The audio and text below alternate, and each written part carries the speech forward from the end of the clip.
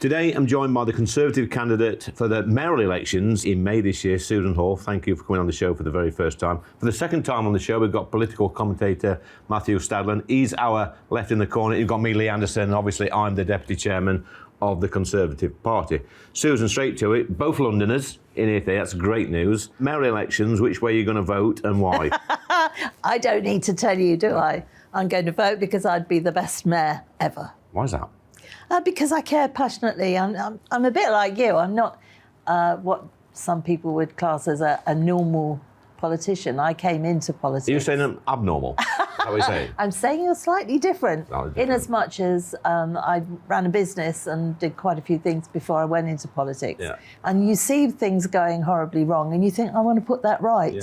And so that's why I'm coming at it. I'm very, very worried. So you say you want to put things right, Susan. Yeah. Be clear. Okay. Anybody can say that. Yes, of course. What are you going to put right? Okay, well, I'm going to approach it from a far more common sense viewpoint. If you look at the state the police are in, the Metropolitan Police, the finances around that are really, really worrying. It's so sad that we've ended up in the last 8 years, because Sadiq Khan has been in control for 8 years. There's been over 1,000 murders. We have got to get control of the streets back again. I feel really passionately about this. Yes, but it's all well and good saying that, Susan. How are you going to do it? OK, to start with, I mean, people don't realise Sadiq Khan has got a £21 billion budget. I've found £200 million to be putting into the police to start with, to see if we can start to get more officers on the street. Whoever you talk to in London, they just don't see their officers anymore. We must get more police on our streets. We must start taking control. And we've got to be positive. We've got to support the police. Sadiq Khan has a go at them at every given moment. As you well know, Lee, if anything goes wrong, it's the government's fault, it's the commissioner's fault, it's anybody's fault but Sadiq Khan. OK, I think Matthew's chomping at the bit here. Obviously, I think, Matthew, your vote's going to be cast slightly differently. You're not going to be voting for Susan, which is a big shame. But obviously, you'll vote for Mayor Khan, I would imagine. Why is that? I will vote for Sadiq Khan. I don't by any means think he's perfect, but I think he's trying to make strides in the right direction. He wants to clean up our air. Yes, I drive a car, but I also have a 15-month-old. We live in the middle of London, and his mouth is right at the level of exhaust pipes. So trying to get cleaner air is really important. Giving our kids, from whatever background, a good, healthy, nutritional boost to their day by free school meals. That is setting leadership, I think, that lots of other areas in the country could follow. It's the Conservatives who have smashed our police forces to bits over the last 13 or 14 years. They did massive cuts, didn't they? 20,000 officers fewer. Yes, they're trying to build back. I do want the police to get a grip of our streets, but I hold the Conservative government responsible for failures in that area. And the last poll, by the way, and we talked earlier about who's actually going to win this election in a few months' time, the last poll that I saw had Sadiq Khan on 50% and Susan on 25%. So in a way, this conversation is almost redundant, because I think that the result of the election is a foregone Susan, Matthew seems to think it's all over. Well, absolute nonsense. It is absolute nonsense that you should say that. First of all, you say he's trying to do his best. He's had 8 years of this. We cannot give him another 4 years. He's had 8 years. Crime is going through the roof. The only thing you can relate to is clean air. People in the outskirts of London with the ULEZ expansion are being charged £12.50 a day for cars that they cannot afford to replace. Go down in the underground and see what the pollution levels down there. It is utterly disgraceful. He doesn't want to talk about that. What are you going to do about the underground? You're right. We need a proper review on what they can do on the underground, because the pollution levels down there are disgraceful. Sadiq Khan ignores that. He'd rather charge £12.50 to the poorest Londoners on an extended ULEZ. And apparently now he's looking at a surcharge for people that travel up between a Tuesday, Wednesday, Thursday. OK. Matthew, if I was a floating voter and I just moved into London, next door to you, in your nice leafy area, and I was deciding which way to vote, I could say to you, Matthew, has this city been better off in the past 8 years since Sadiq Khan became the mayor? And what would you say and what would you point to? I would say in some ways, yes. I've outlined one or two of them already. Something that I'm really proud of as a born and bred Londoner is our inclusivity. We are, I think, the greatest capital city in the world.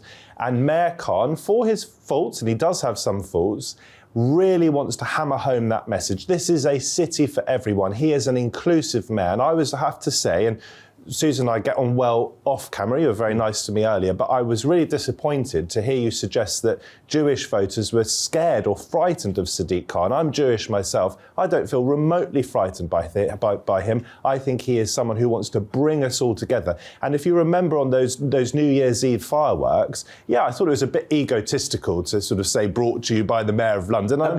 I'm sure he does have an ego, and that's why I enjoyed hitting him back over his head for a lofted 4 or a 6 when I played against him in cricket. But the point about those fireworks is that they were a symbol of bringing Londoners together, and that's got to be a good thing. And I really hope, Susan, that you will run this campaign responsibly. Let me just chip in there, Susan. He makes a reasonable point about bringing Londoners together and the fireworks and the eye. I remember a few years ago when he draped the eye with the EU flag. I think that was New Year's Eve, when we just left the European Union. That weren't bringing this together, Matthew. Susan. Yeah, well, to start with, anti-Semitism has gone up over 1,000%.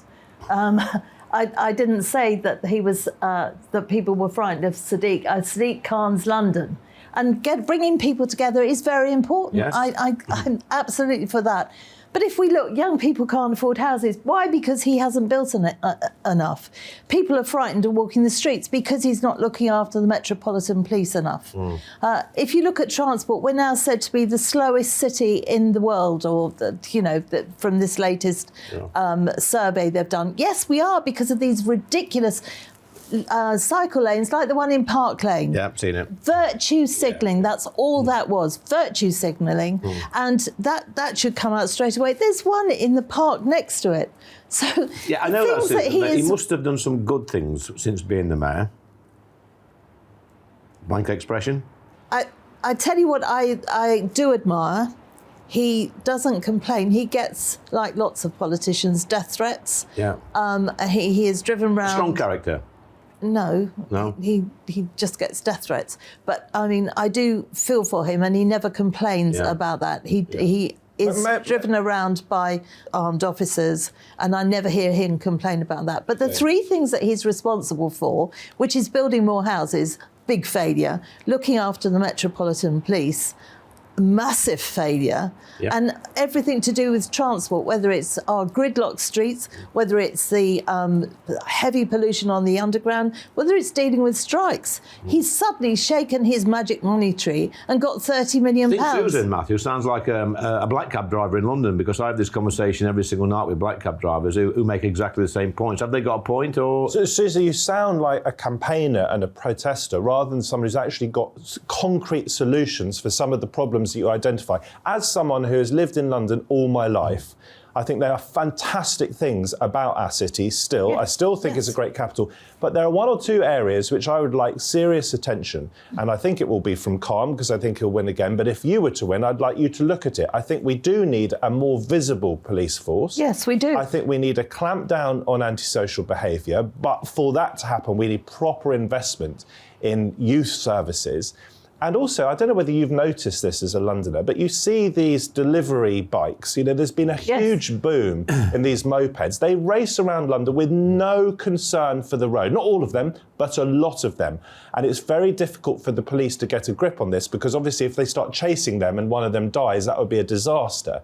But we need to find a way to solve that, because it is putting their own lives at risk. It is making us as drivers, and also no doubt cyclists, that our lives much, much more difficult. These are things that really matter to people. Let's get a grip on them. Yes, and Matthew, you are proving my point. It's vital that we as politicians talk to people, because everybody's got different views and every thought is worth listening to and thinking of how one can put things right. Yes, I may sound like a campaigner. I am passionate about London. I've lived here all my life, and we have got to get a grip of these various things. If you're in politics, you are by default a campaigner anyway, I think, Susan. We're always campaigning as politicians.